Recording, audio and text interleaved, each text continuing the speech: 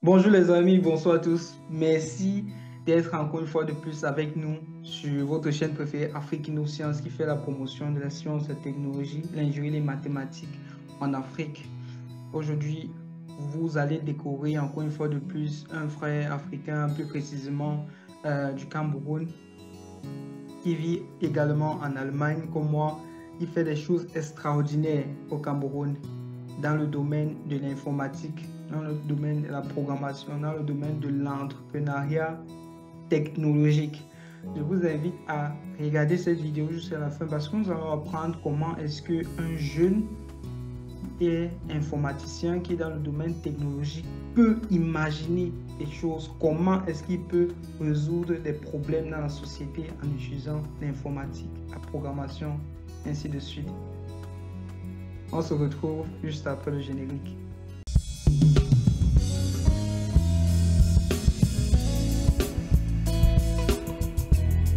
Bonjour Monsieur Aboubakar Pokam Chawa. Merci infiniment d'avoir accepté notre invitation sur Afrique Sciences. Est-ce que vous pouvez vous présenter comme ça pour celles et ceux-là qui ne vous connaissent pas encore? Bonjour Patrick. Merci beaucoup d'avoir me donné cette opportunité. Je pense que c'est vraiment un plaisir d'avoir l'opportunité à parler devant toutes ces audiences. Moi, c'est Aboubakar Poukam.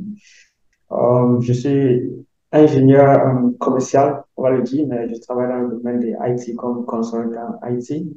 Et parallèle, je suis également entrepreneur au Cameroun. Je suis sur la tête de la startup Agrica, qui a commencé depuis pratiquement 5 mois, mais ça a également été un travail de recherche qui a commencé près de, disons, 9 mois passés. Donc, c'est un peu un aperçu sur moi. Déjà, dans les années passées, j'ai travaillé sur différents projets comme Vinolite, qui était également une startup au Cameroun dans le e-commerce. Oui, c'est vraiment fascinant le fait que vous soyez en Allemagne et vous réfléchissez déjà étant si jeune à comment créer des entreprises au Cameroun. Vraiment, pouvez-vous nous parler de votre expérience en tant qu'entrepreneur et de votre parcours dans le domaine de la technologie au Cameroun et pourquoi pas aussi en Allemagne? Merci beaucoup. Déjà, je suis très fier comme tu as apporté le thème de business. C'est vrai qu'on réfléchit pour le business, mais je réfléchis également pour des solutions parce que c'est vrai qu'on a beaucoup de problèmes déjà au Cameroun. Si on va l'appeler problèmes, c'est également des opportunités. Et mon parcours entrepreneurial a commencé, beaucoup de gens vont pas s'attendre à ça, mais ça a commencé dans mon église. C'est que la majorité des gens ne sont pas fiers des églises déjà en Afrique. Chez moi, ça a commencé à l'église. Bref, on voulait également un site construit et on cherchait quelqu'un qui pourrait faire ça. Je me suis donné l'opportunité que ça serait une grande opportunité d'apprendre un truc et apporter à l'église. Comme j'ai fait le premier, ça a été bien apprécié et bref, pourquoi ne pas faire un truc dans une même direction. Comme je le savais déjà, il est bien d'apprendre, mais si vous apprenez, ne mettez pas ça en pratique. Vous ne pourrez pas garder ça pour assez longtemps. C'est là où j'ai créé Vinolid, une entreprise qui était dans le domaine de e-commerce au Cameroun. Et nous étions en train de vendre des marchandises électroniques en livrait jusqu'à la maison. On avait notre bureau à Yaoundé et nous avons livré près de 7 villes au Cameroun. Et on avait 7 travailleurs avec nous et il y avait d'autres livreurs mais qui travaillaient en temps partiel et juste quand on avait besoin d'eux. Après la création de Vinolite, je pense que tout au début c'était très bien, mais avec le temps ça a été tellement difficile. Je pense que l'un des gars qu'on avait également, c'était un aspect de financement de un. De deux aussi, il y avait aussi l'aspect de la compétence parce que c'était encore tout mon premier essai. Je pense qu'avant, j'avais juste 19 ans, premier semestre encore ici à l'université. Donc, il y avait encore beaucoup Justement. à apprendre. Et bon, j'ai opéré une pour presque 2 ans avant d'arrêter, mais je pense qu'on a eu des grands résultats également. On a eu à niveau près de 1000 commandes et aussi près de 2000 commandes, oui, et aussi, comme je dis, dans 7 différents endroits au Cameroun. Et aussi une bonne page Facebook, on a eu des feedbacks de notre acheteurs, des clients, comment nous, tu sais que c'était bien, parce qu'on avait le 24/7 Customer Service, là où tu Mhm. pouvais poser des questions jusqu'à 1 heure. Les gars travaillaient le matin jusqu'à 1 heure, 5 heures, de temps et poser des questions. C'était vraiment cool. bref, il y avait, et après, à la fin de mes études, j'ai dû penser également de mon enfance quand j'ai grandi dans un village. Mes parents faisaient également le chant et eux qui avaient également un grand programme. Bah, du coup, j'ai eu à écrire ma mémoire sur le thème de créer des financements pour le secteur de l'agriculture au Cameroun. Et c'est d'où vient la naissance de AgriCap, qui est un start-up qui veut faciliter les agriculteurs au Cameroun d'avoir accès à des ressources qu'ils en ont besoin pour travailler plus effectivement. Justement, revenons un peu sur votre premier startup Vinoli qui était dans le domaine ou qui est dans le domaine du e-commerce. Vous avez créé cette startup à quel âge et comment est-ce que vous avez fait pour gérer cette équipe-là? Parce que ce n'est pas déjà évident de créer une entreprise. Et vous étiez déjà en Allemagne en ce moment lorsque vous avez créé Vinolite. Comment est-ce que vous avez géré en fait cette équipe au Cameroun? Bref, c'est pas du tout facile, c'est tellement difficile. Le problème qui se pose d'abord, c'est l'aspect de la culture au Cameroun, c'est très différent et comparé ici. Mais je pense qu'il y a aussi eu la chance d'avoir aussi d'autres personnes qui ont mis vraiment la main. Par exemple, on avait notre Chief Operation Officer, donc je pourrais lui donner un truc et le faire. Et moi, je pense qu'il a beaucoup aidé comme une personne, comme un représentant au pays. Je pense que ça a été également notre plus grande force là-bas. Et aussi, la fait que j'étais également enthousiaste de travailler parce que je travaille presque chaque temps à l'heure là. Et je pense que c'est ça qui m'a donné l'opportunité de partir assez longtemps, près de 2 ans et demi. Et donc, c'est ce que je vais donc dire que je pense que gérer Benelux était d'un côté grâce à d'autres employés que j'avais aussi de l'autre côté à cause de la persistance. Wow, très intéressant. Vraiment, c'est très encourageant pour les jeunes en général de savoir que vous vous êtes lancé dans l'entrepreneuriat si jeune et que vous ne cessez de créer. Vous avez fondé encore une autre startup appelée AgriCap. Vous êtes initiateur d'AgriCap. Pouvez-vous nous expliquer comment vous travaillez à créer une inclusion financière pour les agriculteurs camerounais? Quelles sont les étapes clés de votre projet? Déjà, le projet Agrica pouvait résoudre un problème clé. Pourquoi j'appelle ça clé? Parce que déjà, comme on sait déjà au pays, 40% de tous nos employés ou les ouvriers au Cameroun sont dans le secteur de l'agriculture et aussi la population des Camerounais est estimée à grandir à près de 80% de plus en 2050. Et du coup, il est important qu'on produise assez de nourriture pour satisfaire le besoin. Et pour produire cette nourriture, il faut également ces personnes qui doivent le produire. Et ce sont des petits paysans qui sont responsables de 80% de tous les produits, l'alimentation au pays. Du coup, cette paysan doit être supporté. Le problème qu'on a aujourd'hui, c'est que près de 90% n'ont pas accès, par exemple, au financement.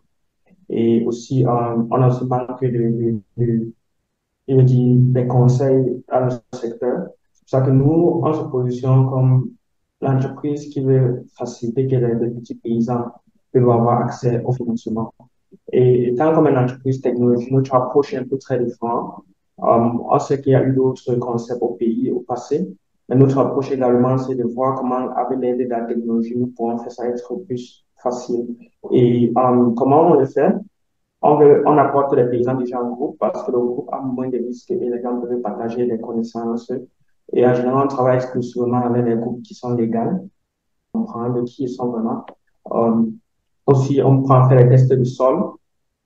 Pour le test de sol, on fait la cartographie de l'intérieur de notre système. C'est à suivre le projet correctement. Donc, après ça, nous, les paysans sont éligibles parce que c'est pas tout le monde qui a droit à des ressources. Et nous les mettons sur une plateforme nous voulons les mettre sur une plateforme qui est encore en cours de développement. Présentement, on a 6 développeurs qui travaillent sur le projet à partir de 4 pays et 3 continents pour l'instant. Euh, sur cette plateforme-là, nous voulons donner l'opportunité à tout le monde. Par exemple, toi, tu peux supporter ta communauté. Dis que voici des membres de ma communauté qui veulent planter le maïs. Je peux également supporter pour voir que les entraîne et peuvent planter à la fin et te le payer ça. Et en général, nous ne donnons pas l'argent à des paysans, mais plutôt un produit-là, c'est ça que nous donnons parce que l'expérience a montré que tu donnes l'argent, ce n'est pas utilisé pour le but que c'était pour. Euh, et je pense que nous sommes en train encore de lancer parallèlement un service qui va se faciliter les gens d'acheter des machines, par exemple, des machines dans le secteur de l'agriculture, pour qu'on puisse louer les paysans. Et il y a un niveau de traçabilité à base de la technologie que tu peux tracer, voir quelle ta machine est et quelle a été la consommation et tout ça, pour que chacun peut également être un moteur pour contribuer au développement du Cameroun, l'économie en général. Donc, c'est un peu notre démarche comme entreprise Avencap. Et d'autres trucs que nous regardons dans le futur, que nous allons également intégrer dans notre projet, c'est, ou déjà, vous voyez, il y a des programmes que le gouvernement a lancés, ça a entraîné près de 16 000 Camerounais dans le domaine de l'agriculture, mais la vérité, c'est que c'était un sort de non pas de travail. Mhm. Et en même temps, les malins ne comprennent que d'autres gens veulent lancer des projets et disent qu'ils ne trouvent pas de travailleurs. C'est l'un des trucs également que nous allons essayer de voir comment de résoudre. Ça va être facile pour les gens de trouver des travailleurs, les travailleurs également de trouver des gens.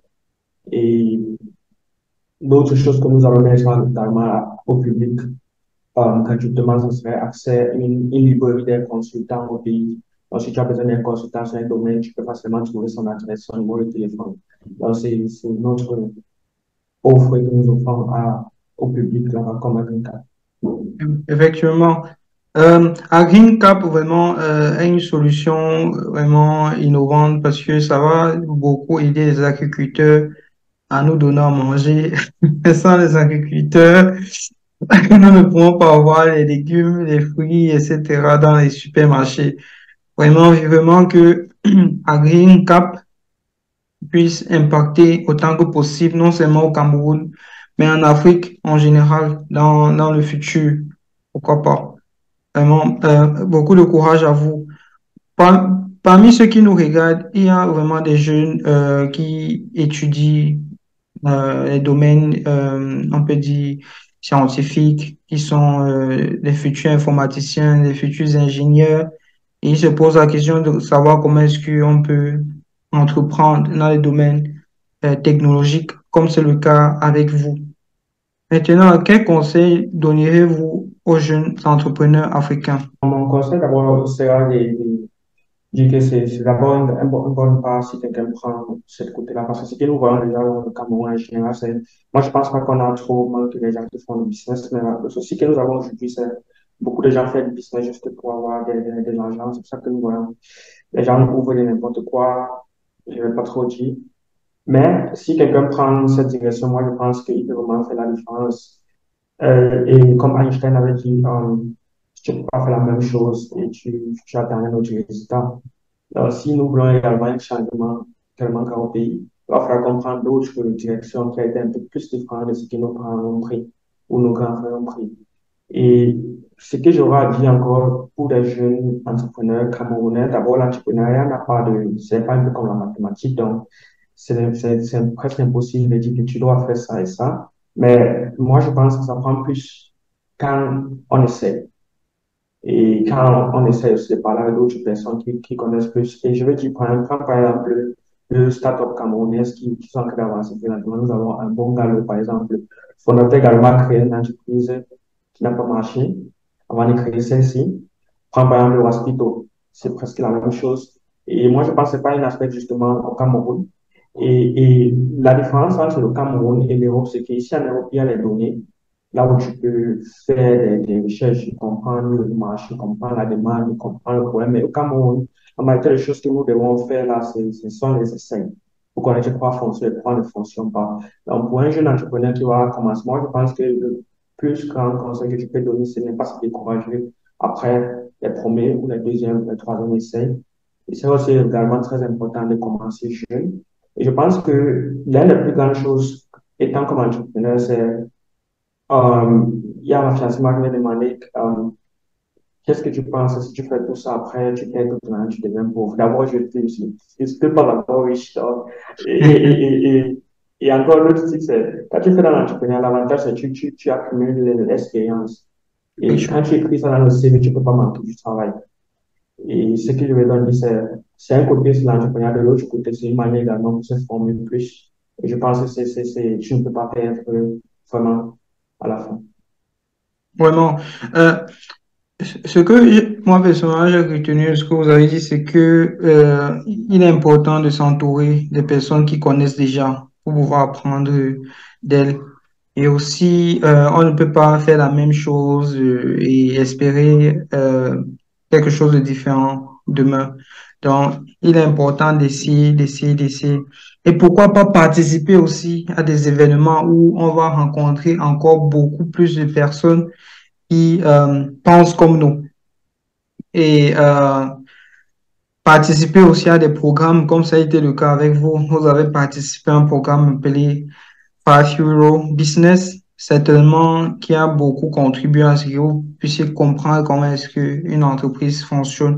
Est-ce que vous pouvez nous dire comme ça en quelques mots, comment est-ce que la participation au programme 5 Business vous a-t-elle aidé à acquérir des compétences en modélisation d'entreprise, en développement de produits et en recherche de marché? Oui.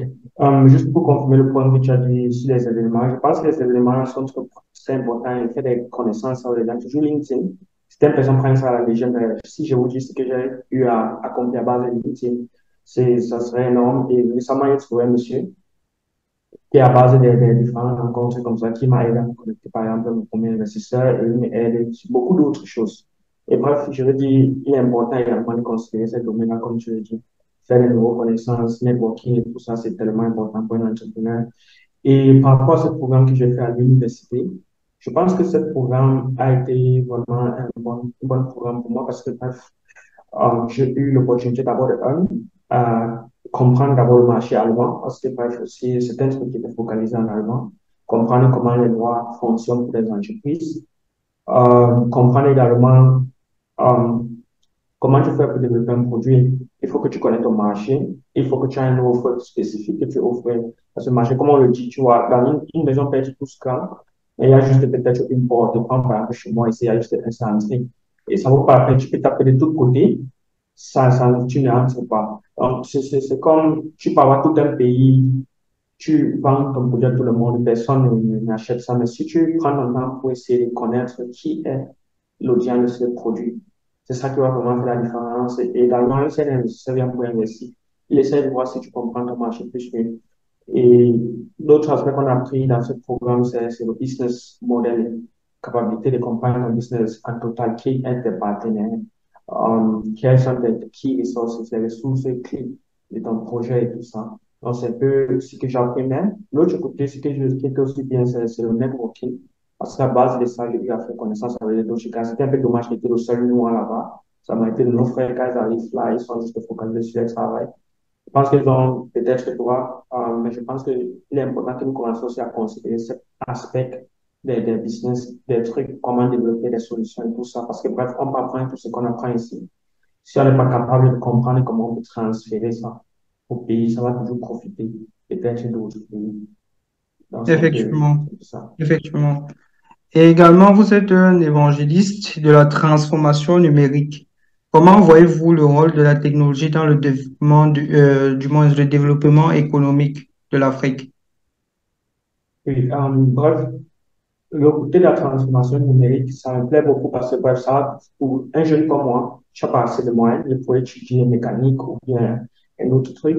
Mais moi, je pense que la transformation numérique, d'abord, c'est pour tout le monde, même ceux qui n'ont pas de capital. Donc, ils peuvent bien se lancer dans ce domaine. Il faut justement la compétence, la persévérance pour apprendre les nouvelles technologies. Mais pour le côté de l'Afrique, moi, je décris ça toujours en trois thèmes. Il y a la transparence des coûts et le temps que la transformation numérique peut nous apporter. Quand par exemple, on parle du Cameroun, la première chose que les gens parlent, c'est la manque de confiance, la corruption et tout ça. Et moi, je me dis, si par exemple, la majorité des transactions au Cameroun se faisaient, par exemple, en ligne, ça devait être plus possible de tracer, par exemple, les entrées. Comme tu le sais ici en Allemagne, quand l'agent chante encore, on te dit pas la lettre, il vient te trouver à la maison. Parce qu'on a cette traçabilité-là. Et moi, je me dis que cette transformation numérique, si on apporte ça, ça va apporter plus de confiance dans tout ce que nous faisons. Parce que je vous dis, la majorité des gens au pays, quand tu parles des investissements, la première chose qu'ils vient, ils vont souvent te parler qu'il y a un manque de confiance. Et c'est là où la transformation numérique peut vraiment faire un grand changement. Deuxième chose, c'est l'aspect du temps.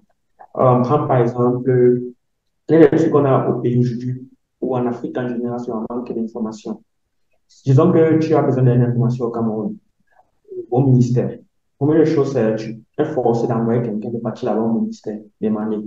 Et ça prend énormément du temps, ça prend l'argent, ça met également la vie des gens en danger parce que nous mettons notre route, les gens doivent conduire extra pour partir, nous avons les embouteillages et tout ça. Et moi, je pense que si on adopte la processus de la transformation numérique, nous pouvons également réduire beaucoup de choses, beaucoup de problèmes que nous avons aujourd'hui, les embouteillages et toutes d'autres choses. Je pense que Haïti peut venir vraiment aider pour ça. Euh, les coûts également, c'est un autre thème qui est un peu très important. Au Cameroun, par exemple, quand je parle à les banques, pour ouvrir le compte, tu dois venir sur place. Et quand tu viens sur place, il faut un service client. On lui paye de l'argent pour ça. Mais à base de la transformation numérique, nous pouvons également euh, automatiser cette truc-là. C'est qui veut aussi dire que certaines personnes pourront perdre des travaux, mais c'est qui veut donc que nous devons également investir plus pour développer plus de compétences, plus mieux. Parce qu'on ne doit pas se laisser ne pas être développé parce qu'on a peur que les gens ne veulent pas se développer. Donc, c'est un peu mon point sur ça. Effectivement. Et quelle opportunité voyez-vous pour les jeunes entrepreneurs vécant dans le secteur de la fintech? Comment peuvent-ils saisir ces opportunités? Euh, déjà, quand j'ai commencé mon travail dans le domaine de la fintech, le but c'était, j'avais vu qu'au Cameroun, des gens qui ont aujourd'hui ces problèmes de l'argent. Et c'est l'argent qui fait, comment nous traitons l'argent, c'est ça qui fait le système marché. Je prends par exemple un scénario, quand j'avais mon entreprise numérique, je voulais payer les produits en Chine. Et ça fait près d'un mois, la banque a pris mon argent parti, chaque jour, pas, il me dit bien le lendemain, tout ça, et je payais les travailleurs. Et tu te retrouves dans ce niveau, tu te dis, OK, comment une entreprise, comment nous, comme Africains, nous pouvons avancer si on n'a pas de système, les infrastructures de finances qui font des trucs être accélérés. On dit qu'aujourd'hui, jusqu'aujourd'hui, tu ne peux pas faire plus de 1 million d'euros, 1 million de francs, c'est pas, des transactions en ligne au Cameroun avec les cartes Visa. Et pour un entrepreneur, 1 million, c'est vraiment vraiment rien. Euh, dans ce que je vais donc dire, c'est l'un des domaines que moi je vois que nous devons déjà prendre comme opportunité, c'est le cross-border payment, dans les paiements internationaux, mais pas pour les individus, parce qu'on a dans les grandes entreprises comme PSI, Kanji, au Nigeria, on a d'autres entreprises qui résolvent ce problème, mais plutôt pour des business. Parce que les business aujourd'hui ont beaucoup de problèmes pour faire des transactions à l'étranger. Nous avons également des problèmes de financement des biens, par exemple, ceux qui habitent à la diaspora quand tu veux financer un bien au pays, c'est assez difficile. Et moi, je pense qu'une entreprise doit prendre ça comme un avantage de voir comment ils peuvent faire la différence dans ces domaines. Et l'un des côtés aussi de la fintech, c'est l'investissement. L'investissement. Aujourd'hui, nous avons d'autres startups camerounaises qui facilitent l'investissement à l'étranger. Moi, je pense qu'on a besoin de startups qui vont faciliter l'investissement vers chez nous. Je veux dire, nous avons besoin des startups qui vont se positionner, de créer des informations qui vont faciliter les jeunes comme toi et moi d'investir peut-être dans les projets des autres jeunes qui sont au pays. Et c'est ce que nous voulons voir. C'est pour ça que nous, comme avec Carbon, se positionne également comme une fintech pour créer, faire ça facile d'investir sur nos paysans du village. Parce que nous croyons sur eux également beaucoup. C'est un peu ça. Effectivement, et vous avez fait vos preuves, vous continuez à faire vos preuves dans le payment system à travers, par exemple, JP Morgan, Mobility Payment System et Volkswagen Payment System que vraiment vous maîtrisez. Maintenant, la question est de savoir comment est-ce que votre expérience chez JP Morgan Mobility Payment System et Volkswagen Payment System a-t-elle contribué à renforcer vos compétences en fintech et en développement de produits numériques? Oui, d'abord, j'ai été trop chanceux dans ma carrière parce que, bref, la majorité des gens que j'ai trouvés ont toujours pu m'aider à avancer dans la vie. Et c'est la même chose, j'ai pu m'ouvrir des leaders là-bas qui m'ont encouragé à apprendre de nouvelles choses. Je pense que l'avantage que j'ai pu m'ouvrir, c'est que je travaille un peu comme cross-functional, ça veut dire que j'ai beaucoup d'autres équipes. Je travaille dans le project management, Operations Product Management. Ce qui veut donc dire que j'ai développé des compétences assez partout, comprendre comment mettre tout ce produit ensemble, faire une offre dans la fintech et comprendre par exemple quelles sont les différentes technologies qui travaillent dans le domaine du paiement. Comment se passe-t-il que tu peux mettre ton cadre de master et il y a une transaction qui se passe? Comprendre toute cette technologie en bas de ça qui fonctionne. Je pense que ça a été vraiment un plus pour moi parce que, bref, si je n'étais pas là-bas, ça devait être comme un mystère pour moi parce que si tu dis à beaucoup de gens du paiement numérique, c'est un paiement Justement, c'est numérique ça vraiment, l'avantage de travailler dans des entreprises. On apprend toujours. Et juste, ça exactement. va dans le même sens que vous avez dit, qu'on apprend de ceux qui connaissent déjà. Donc, le fait d'être dans l'entreprise, une entreprise qui existe depuis des années avec d'autres personnes, eh ben, on apprend beaucoup. Exactement. Donc, ça a été un peu avant que j'ai gagné déjà à quelques moments. Et je pense que je continue toujours avec maintenant au Cameroun. Parce que ouais, pour moi, je sais, si tout ce que j'apprends, je ne peux pas transférer là où je viens de, ça vaut pas la peine. Effectivement, c'est ça. C'est l'une des raisons pour lesquelles je pense euh, nous sommes là. Parce que nous sommes quittés en fait du Cameroun pour l'Allemagne. Nous ne devons pas oublier d'où nous venons. Si nous n'oublions pas d'où nous venons, alors ça va de soi que on essaie d'implémenter ce qu'on apprend ici en Allemagne, au Cameroun. Merci infiniment, vraiment, Monsieur Bokam Chawa, d'avoir accepté partager avec nous une toute petite partie de votre expérience. Et nous restons connectés, nous restons ensemble. Vous avez tellement de choses à partager avec nous. C'est quelque chose que dans l'avenir, nous pourrons organiser, pourquoi pas des lives ou enregistrer d'autres vidéos où nous pourrons voir sur place ce que vos équipes font au Cameroun et ce que vous-même vous faites ici en Allemagne. Merci encore infiniment d'avoir accepté notre invitation. Et, excellent. Merci beaucoup. Vraiment. Thank you very much. Merci les amis d'avoir regardé cette vidéo jusqu'à la fin. Nous avons beaucoup appris de Monsieur Pokam Shawa. J'espère que vous avez apprécié cette vidéo. N'hésitez pas à vous abonner si vous ne l'avez pas encore fait et partagez cette vidéo, les amis. Il y a au moins une personne là dehors qui pourra apprendre ce que Monsieur Pokam Shawa a partagé avec nous aujourd'hui. Merci infiniment et à la prochaine. Ciao. Ciao.